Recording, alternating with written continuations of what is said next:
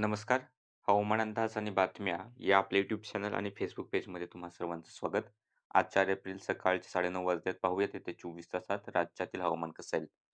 हवामान प्रणालीला पाहिलं तर कमी दाबाचा पट्टा हा थोडासा पूर्वेकडे गेलेला दिसतोय, जो की पश्चिम महाराष्ट्रातील थोडासा काही भाग घेऊन हा मराठवाडा पासून विदर्भापर्यंत विस्तारलाय. चक्रीवादळ वारे पश्चिमी आवर्तामुळे इकडे राजस्थान आणि पंजाबच्या आसपासच्या भागांमध्ये आणि उत्तर भारताकडे पाऊस तुम्ही या ठिकाणी पाहू शकता. त्यानंतर जर आपण येत्या 24 तासातील राज्यातील स्थिती पाहिली तर त्याच्या अगोदर इथं दिसते की थोडेसे सकाळ-सकाळी हलक्या पावसाचे ढग अमरावती, त्यानंतर वाशिम, यवतमाळ, वर्धा, नागपूरच्या काही ठिकाणी दिसत आहेत, सार्वत्रिक नाही.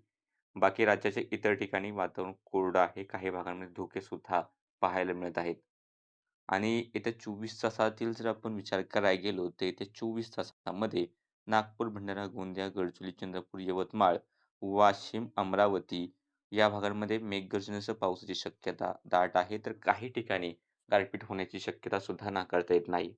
त्यानंतर नांदेड, लातूर, धाराशिव, बीड, जालना, परभणी, बुलढाणा, अकोला, हिंगोली, वाशिमचा बराचसा भाग या ठिकाणी स्थानिक ढगनिर्मिती झाली तरच पाऊस होईल. जर ढगनिर्मिती विशेष नसेल, तर जास्त शक्यता नाही. पण थोड्याफार ठिकाणी पाऊस होण्याची शक्यता आहे. तसेच नंदुरबार, धुळे, नाशिक, छत्रपती संभाजीनगर, जळगाव, अहिल्यानगर, पुणे, सातारा, कोल्हापूर, अ, बेळगावचा भाग आहे. या ठिकाणी स्थानिक ढगनिर्मितीवरती लक्ष ठेवा.